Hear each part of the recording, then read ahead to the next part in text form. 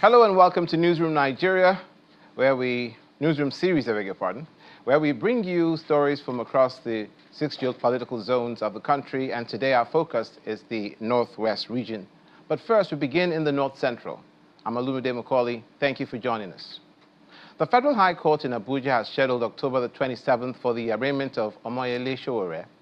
The arraignment had been delayed previously due to non-service of the 5-count alleged cybercrime charge.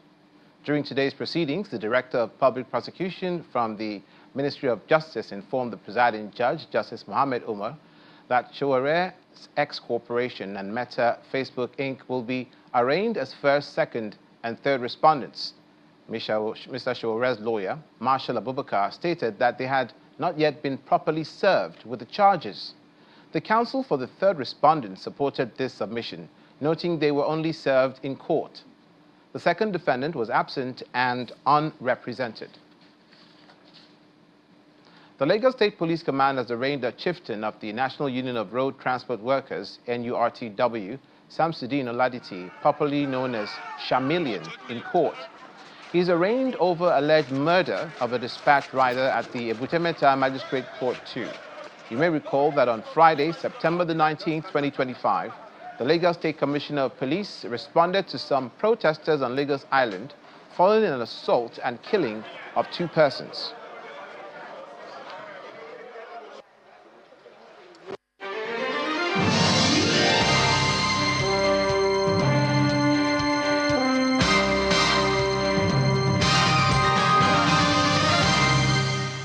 The Kano State government is set to turn the 115-year-old Kurmawa prison to a museum. The plan is part of efforts to protect and showcase the state's colonial and cultural history. The Kano Commissioner for Information, Mustabahu Lawan, explains that the project will help preserve heritage while also attract tourism and boost local pride in Kano's past. Our correspondent Abubakar Salihu reports. The Kurmawa Maximum Security Prison, established in 1910 by the British colonial administration, stands just beside the Emir of Kano's palace. Built to house less than 700 inmates, it has over the decades become a symbol of congestion, hardship, and forgotten justice.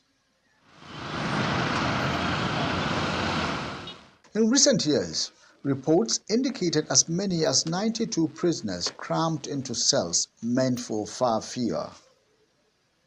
Hundreds of inmates still awaited trial, some without proper documentation. Over 115 years, tens of thousands of Nigerians have passed through these gates, yet the records of many warders who supervised the prison have been lost to history. If we locate our inmate, Kurmawa is under Boston Training Institute in Kano. The new Janguza facility on the outskirts of Kano offers better security and more humane conditions. But the future of the century-old Kurmawa prison remains a subject of debate. Anytime when a committee is set up, is given a free hand and independence to decide and to make recommendations to the government, and the recommendation will be the one that will inform the decision that will come out of it. Relocating the central prison to the outskirts of Kano is dangerous. The security arrangement there may not be as tight as that of Kurmawa. Tourism experts believe that converting Kurmawa prison into a museum could reshape Kano's cultural landscape, boosting local businesses, attracting tourists, and preserving a powerful chapter of Nigeria's colonial past. If you go in, you find that it was well preserved. And I believe if you go by the way they have been preserving it, it will go a long way in preserving the system. And also the artifact inside, they are well preserved. From a place of confinement to a center of culture, the journey of Kurmawa prison mirrors the transformation of history itself. Whether as a museum or a relic of memory, this 115-year-old institution may soon serve a new purpose, telling stories rather than holding inmates. Abubakar Salihu, Channels Television News. Meanwhile, heavy traffic has returned to the busy Abuja-Kaduna highway as improved security continues to restore confidence amongst motorists and travelers alike. For years, many commuters abandoned the road due to bandit attacks and frequent kidnappings along that highway and its surrounding areas. The Abuja-Kaduna Expressway, once notorious for banditry and kidnapping, is now witnessing a steady return of traffic, security reinforcement, including more patrols and surveillance. This, according to reports, is bringing relief to commuters who had abandoned the road for rail or air travel.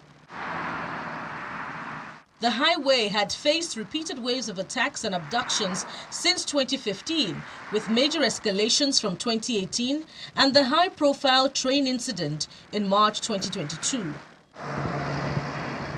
Channels Television visited some of the hotspots that were known for kidnappings. Today, the story appears different as security operations have reduced incidents since early last year. The command has deployed so many tactical units, armored personnel carriers to vulnerable points, patrol teams, and detachments of PMA personnel to ensure safety and security of all commuters, not only Kaduna-Abuja Highway, but also along Birnin-Gwari-Lagos Highway.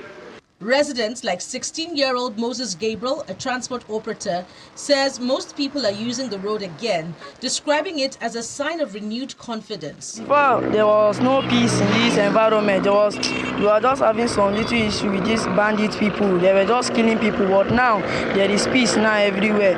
Bandits, then they disturb us by that time. By that time, they don't kill our menace drivers. Then go come cover the road. Just they shoot people. Some the road enter bush, but now everything don't come normally. Just last year, compared to now, the situation, most especially the one of now, is very okay. I can say it proudly that the government are trying. Many commuters also say their journeys are less tense and more predictable, but some raise concerns about the poor condition of the road. 2 years ago, when we were traveling on Abuja Road, we'll be scared, because you don't know what will happen, and the road is so bad you can spend 5 hours on the road. But for the past, I think I applied this road last month, and everything was okay, everything was cool. The potholes have reduced drastically. The security situation has been improved because we were using train before to commute from Kaduna to Abuja or from Abuja to Kaduna, but as it is now, you can travel to Abuja from Kaduna without being worried. I'm applying this road every day. The road now coming back is very, very bad. There's a lot of pothole for the road. With increased patrols and surveillance restoring confidence, more people are returning to the Abuja-Kaduna highway. But commuters and residents say the real test will be in sustaining these operations to keep the corridor permanently safe for all. The Defense Headquarters is calling on the media to support the fight against banditry and other security challenges in the Northwest. Chief of Defense Staff, represented by the Director of Defense Information, Brigadier General Tukur Gusau, made this known during a courtesy visit to the Commission of Information and Culture in Kebbi State. General Gusau stressed the need for collaboration between security agencies and the media. As you all know, we have a theater now in this part of the country, that is the Northwest, with headquarters in Zamfara State.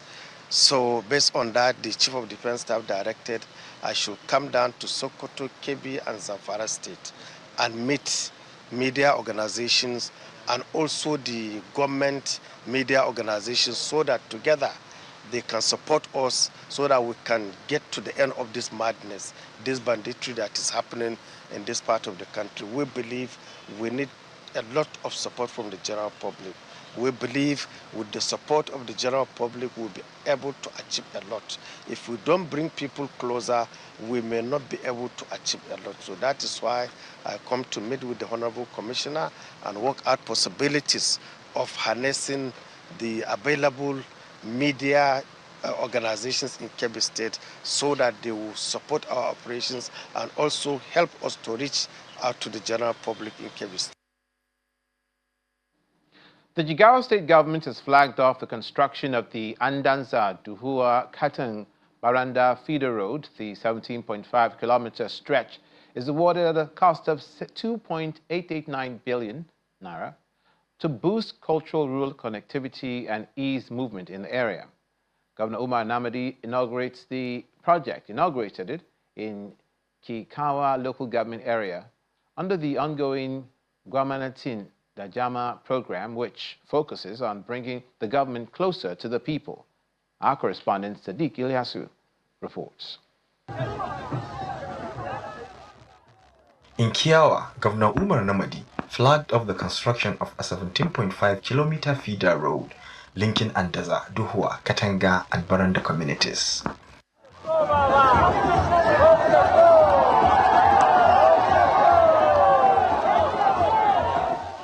The project, worth 2.889 billion naira, is aimed at improving access for farmers and boosting rural economy. This feeder road is one of the 15 feeder roads we have awarded in September 2024 in order to provide access to hard-to-reach areas. These 15 feeder roads of almost about 263 kilometers at the cost of almost 55.9 billion naira. All these roads are to open access to hard-to-reach areas. The governor said the road will open up rural areas, facilitate movement of farm produce to markets, and support agricultural mechanization.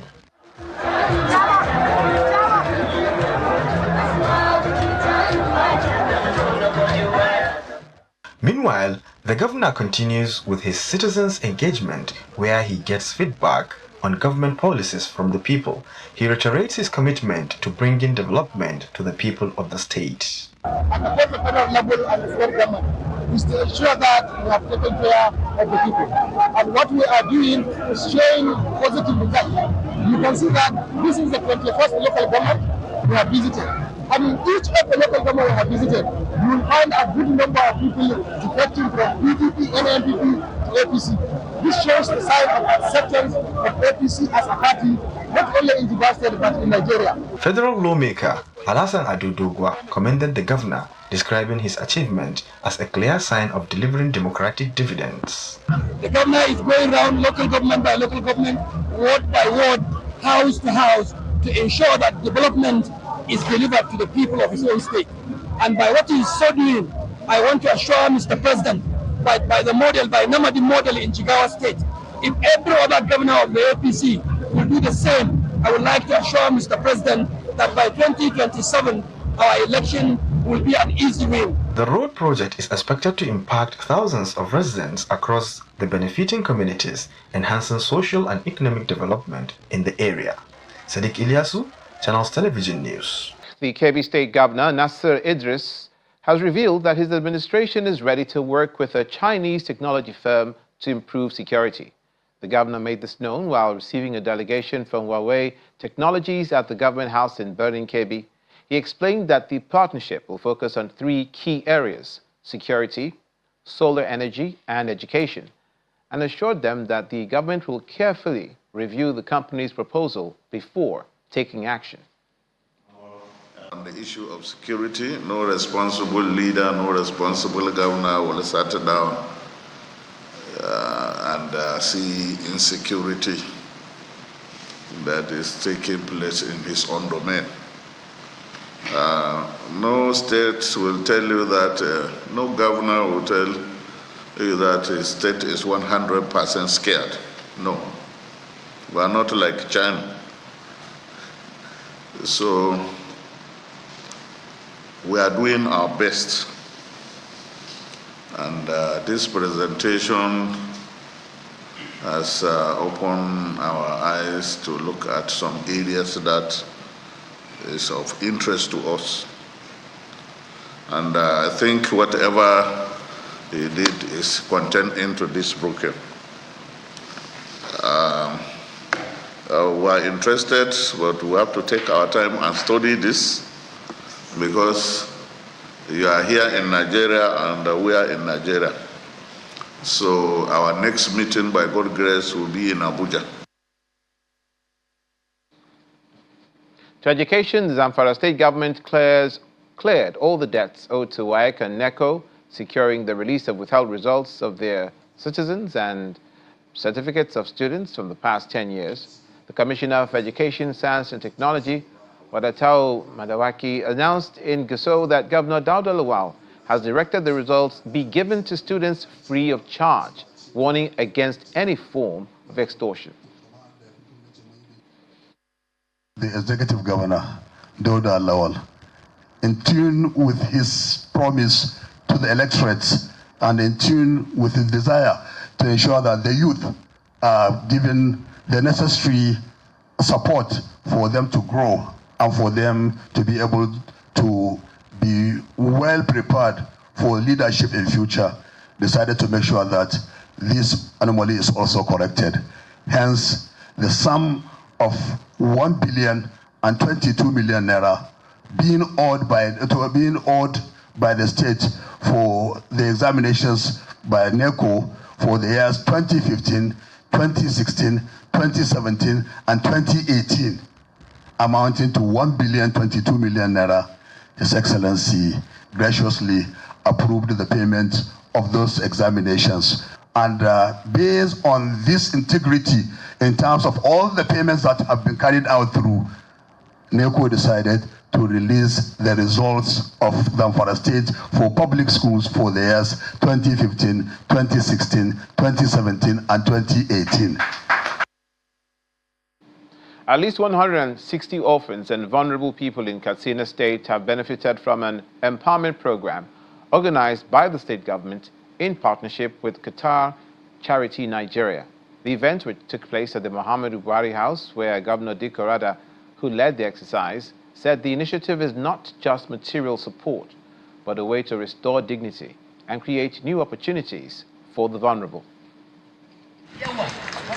This empowerment program by the Katsina state government is intended to assist vulnerable persons in the state to improve their livelihood. The program, which is carried out with the support of Qatar Charity Organization, consists of 20 tricycles, 20 grinding machines, and 100 sewing machines. 120 tricycle and 20 cargo and the others. Alhamdulillah, now we reduce the number of the people suffering from so amount to the less, like at least 200. And we prepare these people, inshallah, next year will be helping the other people. The one cargo will be 2, tricycle will be 2, sewing machine will be big. Today's flag off of 20 tricycles, cargos, 20 grinding machines, and 100 sewing machines donated by Qatar Charity is a testament to the goodwill your administration has attracted. This donation is not happening in isolation. Qatar Charity has over the years stood by Katsina State, constructing multi-services center in Daura that caters for orphans and the less privileged and serve as a religious center. On his part, Governor Dikko Rada reassures citizens that his administration will continue to design programs that will promote inclusion, reduce poverty, and reiterating his commitment to leaving no one behind. This initiative is more than a handout, it is a handoff, a lifeline, a tool for transformation. Each kit represents not just material support, but an investment in human potentials, in skills, in livelihoods, and in dreams. We believe that no one should be left behind, especially not our most vulnerable. As a state, we are committed to building a Katsina state where every child grows up safe and every family has access to basic needs. Every person has the chance to rise from poverty through hard work and support. Beneficiaries were urged to use the items wisely to start small businesses, generate income, support their families, and improve their livelihoods through hard work and discipline. The federal government is empowering young people in the Northwest with motorcycles to support small-scale dispatch business. The initiative is being carried out through the National Productivity Center as part of efforts to create jobs and reduce unemployment. Minister of Labor and Productivity Mohammed Dingyadi, together with the Director General of the Center, Bafa Danagundi, launched the distribution exercise in Kanu. We are here today to witness the distribution of some empowerment facilities for the various support groups of Bola Ahmed Tinubu in the Northwest Zone, being led by the Director General, National Productivity Center, under the Ministry of Labor and Employment. I am particularly delighted to be here to see the kind of empowerment programs that are being extended to APC supporters in this zone and in Kano State in particular. We are launching the dispatch riders of Tinubu support group, which will be, and we pray it will be a nationwide dispatch riders for Tinubu support group, but by extension for the teaming youth to have something that they can go around. One of the very important things that is booming, business that is booming in Nigeria, is a dispatch riding. You see them going around all over the nook and cranny of every state. So it's one small thing that we can give to our teaming youth who can be called to deliver messages in different places. You can have 10,000 naira in a day, 10,000, 20,000, as small as 5,000, but you will have something to take home.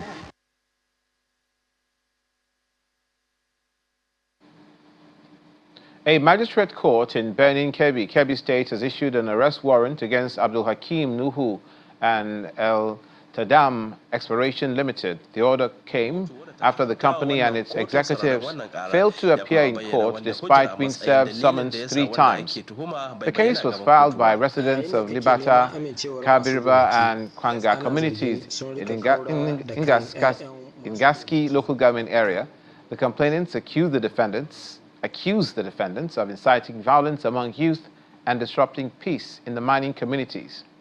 The counsel to the complainants, Yahya Bashir Aminu, says the court had no choice but to issue the warrant after the defendants repeatedly ignored proceedings.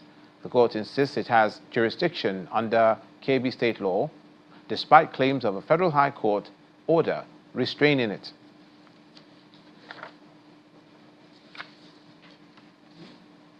Finally, Nigeria's Customs Service is urging its public relations officer to embrace digital platforms as a part of efforts to improve communications as well as strengthen public trust.